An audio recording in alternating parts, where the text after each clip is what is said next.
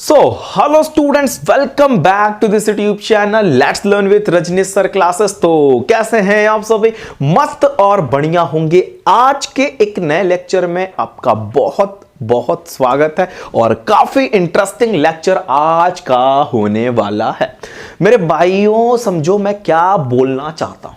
आज का जो ये लेक्चर, आज की जो ये स्लाइड लगी है मेरे भाई, ये किसी टॉपिक पे नहीं है। ये आपको एक बेसिक टर्म है और इंपॉर्टेंट टर्म है। आप अपने माइंड में रखेंगे तो कुछ टॉपिक समझने में आपको आसानी होगी। समझ में आ रहा है मेरे भाई? ये कोई टॉपिक ना है, ये कोई टॉपिक ना है, ये टॉपिक नहीं है मेरे भाई। मैं इसमें आपको यह समझाना चाहता हूं कि अगर आपको कुछ बेसिक टर्म्स देना चाहता हूं जो आपके माइंड में दिन भर घूमना चाहिए कि नहीं चाहिए? चाहिए सर। चलो, सबसे फर्स्ट पॉइंट ध्यान देना, मेरी बातों का ध्यान देना। Oh shit. चलो, ionic compounds dissolve in water. मेरे बात को समझो। आयनिक कंपाउंड वाटर में डिसॉल्व इसलिए होते हैं, देखो यहां पे आयन डाइपोल अट्रैक्शन। सर, ये आयन डाइपोल अट्रैक्शन तो हमारे सिलेबस का ना है। आप क्यों बता रहे हो मेरे भाई? कुछ चीजें समझ लोगे तो नुकसान नहीं करेगा। इंपॉर्टेंट है, बेसिक चीजें हैं, बेसिक नॉलेज है। यही सब चीजें आपको औरों से अलग करने की, आपको औरों बच्चों से अलग करने में यही सब चीजें सपोर्ट करेगी। मेरी बातों को समझो। ये 10th की लेवल की बात हो रही है, मतलब आपको ये बात आना ही चाहिए कि नहीं चाहिए? चाहिए सर। चलो सर, आयन डाइपोल अट्रैक्शन में आप क्या बोलना चाहते हो? क्या ही बोलना चाहते हो ये बताओ। देखो, NaCl होता है ना, Na positive and Cl negative में, ये देखो break, Na positive and Cl negative. Yes, जो वाटर के मॉलिक्यूल्स होते हैं मेरे भाई, वाटर के मॉलिक्यूल्स होते हैं, ये देखो H2O है ना, ये समझ रहे हो? पॉजिटिव पॉजिटिव और ये नेगेटिव। ये नेगेटिव वाला पॉजिटिव की तरफ ऐसे, मतलब एक कुछ ऐसा अरेंजमेंट अंदर बन जाता है कि वाटर का जो नेगेटिव टर्म है वो जो सॉल्ट, जो आयनिक कंपाउंड्स का पॉजिटिव वाले की तरफ पूरे एक ऐसे देखो चले जा रहे हैं, अट्रैक्ट होने लगते हैं।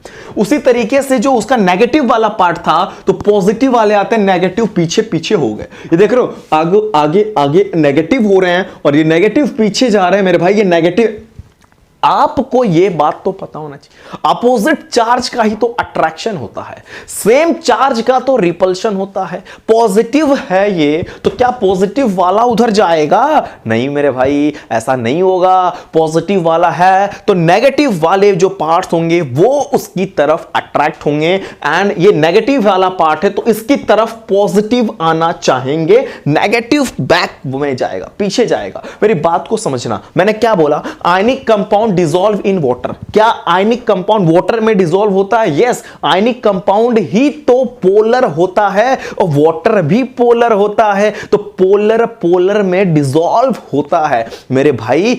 लाइक डिसॉल्व लाइक, ठीक है? वही वाली फिनोमिना अपना रहे हैं हम लोग। ये पॉजिटिव वाला सारा नेगेटिव वाले घेर लेते हैं, वाटर के मॉलिक्यूल्स के नेगेटिव वाले पार्ट, सॉल्ट जो आयनिक कंपाउंड का पॉजिटिव वाला है उसको पूरी तरफ से घेर लेते हैं, एंड नेगेटिव वाले को पूरी तरफ से पॉजिटिव वाले घेर लेते हैं। समझ में आ रहा है? इसी को अपन लोग बोलेंगे ion dipole attraction. Ion dipole attraction समझ में आ गया? Very good. स्ट्रक्चर जरूर ड्रॉ करना, आधी बुद्धि वैसे ही खुल जाएगी, लाइन पढ़ने की जरूरत ही ना है। मतलब नेगेटिव वाले में उसका पॉजिटिव आ रहा है एंड पॉजिटिव वाले में उसका नेगेटिव वाला पूरी तरफ से उसको पैक कर ले रहा है, घेर ले रहा है, उस पर अट्रैक्शन हो जा रहा है। इस तरीके का कुछ सीन है कि नहीं है? है sir. Sir, point number second बताओ। पॉइंट नंबर सेकंड, जो मेटल्स, देखो मेटल्स भी इलेक्ट्रिसिटी कंडक्ट करते हैं। यस सर, करते तो है ना मेटल्स। यस, कैसे करते हैं मेरे भाई? Metal conduct electricity in solid state. Solid state में जब वो मेटल होता है, सॉलिड स्टेट में जब वो मेटल होता है, सॉलिड स्टेट में ही तो मेटल होता है, तो सॉलिड स्टेट में जब मेटल होगा तो इलेक्ट्रिसिटी कंडक्ट करेगा, क्योंकि उसमें मेरे भाई मोबाइल इलेक्ट्रॉन होते हैं। सर, ये मोबाइल इलेक्ट्रॉन क्या होते हैं? मोबाइल इलेक्ट्रॉन का मतलब मेरे भाई मूवेबल मूव। मोबाइल मींस ये वाली मोबाइल ना मेरे भाई, मोबाइल मतलब चलने योग्य, है ना? मतलब मोबाइल का मतलब यहां पे मूव करने वाला, मूविंग। मोबाइल मींस समझ लो चलना, मूव करना, मोशन करना। समझ में आ रहा है? मेटल्स कंडक्ट करता इलेक्ट्रिसिटी, बात समझ में आया? Solid metals conduct electricity in solid state. Metal जब सॉलिड स्टेट में होता है तो इलेक्ट्रिसिटी कंडक्ट करता है, ये बात समझ लो। मेटल्स का स्टेट जब सॉलिड स्टेट होगा तो वो इलेक्ट्रिसिटी कंडक्ट करेगा, क्योंकि उसमें क्या होता है, मोबाइल इलेक्ट्रॉन होते हैं। बस आपको इतना ही बोलना है।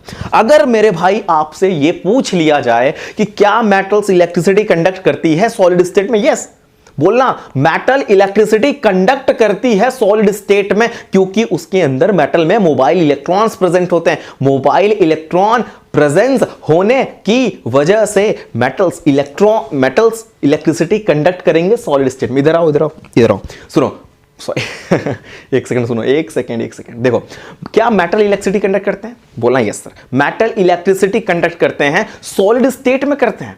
क्यों करते हैं? क्योंकि मेटल्स इलेक्ट्रिसिटी सॉलिड स्टेट में क्यों करते हैं, बताओ मुझे। क्योंकि मेरे भाई उसमें ना इलेक्ट्रॉन, मोबाइल इलेक्ट्रॉन होते हैं जो मूव करते हैं, कंडक्शन कराने में मदद करते हैं। एक सेकेंड, यस, चलो समझ में आ गया, वेरी गुड। जाओ, पीछे जा रहे हो, ठीक है, चलो आ जाओ। जबकि आयनिक सॉलिड कंडक्ट करता है इलेक्ट्रिसिटी। अगर कोई आयनिक सॉलिड है ना तो वो भी इलेक्ट्रिसिटी कंडक्ट करेगा, लेकिन एक कंडीशन होगी। एक कंडीशन है कि आयनिक सॉलिड इलेक्ट्रिसिटी कंडक्ट करेगा केवल मोल्टेन स्टेट और एक्वस स्टेट में, क्योंकि तभी तो उसमें फ्री आयंस मिलेंगे, है ना? समझ में आ रहा है? ये सब चीजें मैं आपको बता रखा हूं, नई चीजें नहीं है, पुरानी हो गई हैं, आपके लिए पुरानी होना चाहिए। आयनिक सॉलिड भी इलेक्ट्रिसिटी कंडक्ट करता है, ये लिखा मैंने, आयनिक सॉलिड भी इलेक्ट्रिसिटी कंडक्ट करता है, लेकिन एक शर्त है कि वो मोल्टेन होना चाहिए या एक्वस फॉर्म में होना चाहिए, अदरवाइज नहीं करेगा। अगर ये आयनिक सॉलिड में डायरेक्ट कराओगे ना, नहीं होगा, उसमें एब्सेंस ऑफ फ्री आयन होंगे ही नहीं, इसमें फ्री आयन नहीं होंगे, डायरेक्ट नहीं करेगा। सिर्फ और सिर्फ आयनिक सॉलिड सिर्फ और सिर्फ मोल्टेन और एक्वस फॉर्म में जब होगा तो इलेक्ट्रिसिटी कंडक्ट करेगा, अदरवाइज नहीं करेगा। अगर आप डायरेक्ट ना आयनिक सॉलिड स्टेट में, आयनिक सॉलिड में ही इलेक्ट्रिसिटी को सोचो कंडक्ट करने का, तो नहीं होगा। क्यों नहीं होगा? क्योंकि free ions present, free ions absence होता है। फ्री आयन एब्सेंस होने की वजह से electricity does not, free ion absence होने की वजह से, फ्री आयंस एब्सेंस होने की वजह से आयनिक solid does not conduct electricity. समझ रहे हो? Yes sir. लेकिन कब करेगा सर? कब करेगा? आयनिक सॉलिड करेगा तो कब करेगा? जब वो मोल्टेन स्टेट में हो, अपने मोल्टेन स्टेट में हो या अपने एक्वस फॉर्म में हो तो करेगा मेरे भाई, तभी तो उसमें फ्री आयंस फॉर्म प्रोड्यूस होते हैं, फ्री आयंस मिलेंगे तो होंगे। ठीक है, चलो नेक्स्ट।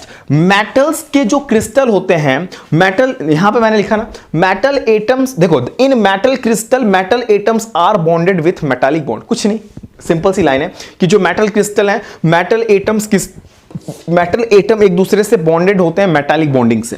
मेटल एटम एक दूसरे से मेटालिक बॉन्डिंग से बॉन्डेड होते हैं। समझ में आ रहा है? कुछ ऐसा कोई इंपॉर्टेंट, मतलब ऐसा कोई टेढ़ी लाइन नहीं कि जो आपको समझ में ना आई हो। मतलब metal crystals, metal atoms are bonded with metallic bond, that means metal atom एक दूसरे से बॉन्डिंग होंगे मेटालिक बॉन्डिंग से। समझ में आ रहा है? Very good.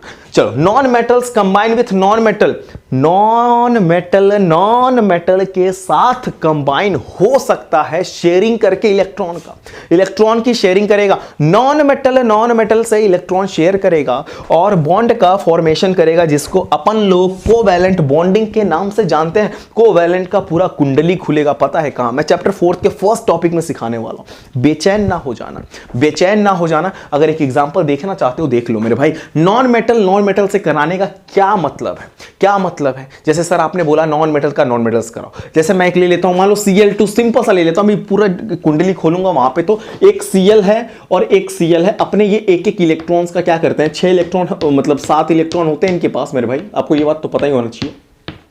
7 वैलेंस इलेक्ट्रॉन होते हैं ना, तो एक एक ये शेयरिंग कर लेते हैं। कुछ ऐसा नजारा होता है, 2 2 4 2 6 1 7 1 8, 2 2 4 2 6 1 7 एंड 1 8, कुछ ऐसा नजारा मेरे भाई होता है। तो नॉन मेटल आपस में जुड़ते हैं इलेक्ट्रॉन्स की शेयरिंग करके। ये अगर आप नहीं समझे तो बेचैन ना हो जाना, इसकी टॉपिक जिस दिन आएगी ना समझा दूंगा। अभी की क्लास समझने की कोशिश करो, वीडियोस काफी बड़े होते जा रहे हैं, मजा नहीं आ रहा। ठीक है, अभी आप इसको देखो। कुछ इंपॉर्टेंट टर्म थी कुछ बेसिक टर्म्स थी, 4 पॉइंट था आपके सामने, आप अपने नोट्स में एज इट इज लिख लेना, समझ लेना। कोई पॉइंट में डाउट होगा तो कमेंट बॉक्स में पॉइंट नंबर जरूर लिखना, बता दूंगा अगली वीडियोस में, ठीक है मेरे भाई। अगर आपको कोई डाउट हो तो पूछो कमेंट बॉक्स में, सर ये कौन सा पॉइंट, इस पॉइंट में क्या लिखा गया सर, आयनिक कंपाउंड, जो भी चीज है एज इट इज, जो आपका क्वेरी हो, जो आपके क्वेश्चन हो, कमेंट बॉक्स आपके लिए ओपन है 24/7। आप एज जब भी आपको लगे कि मुझे पूछना चाहिए कमेंट बॉक्स में डालो, आंसर ले लो, ठीक है। चलो ओके,